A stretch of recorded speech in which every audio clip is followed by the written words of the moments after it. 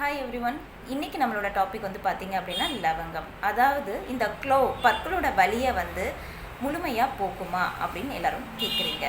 இது வந்து பற்களோட வலியை பர்மனெண்ட்டாக கண்டிப்பாக போக்காது.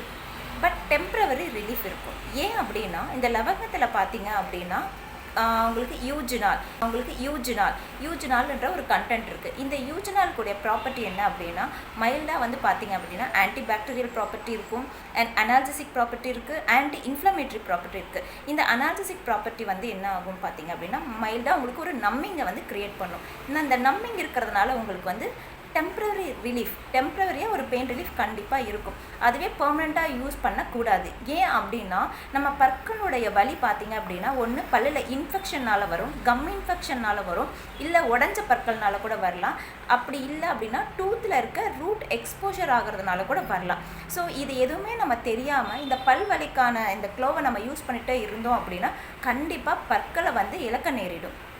ஸோ இதை நம்ம பர்மனெண்ட்டாக யூஸ் பண்ணுறதை விட்டுட்டு தேவையான சமயத்தில் பல்வலி இருக்கும்போது நம்ம டாக்டரை பார்க்குறது மட்டும்தான் சரியான தீர்வாக இருக்கும்.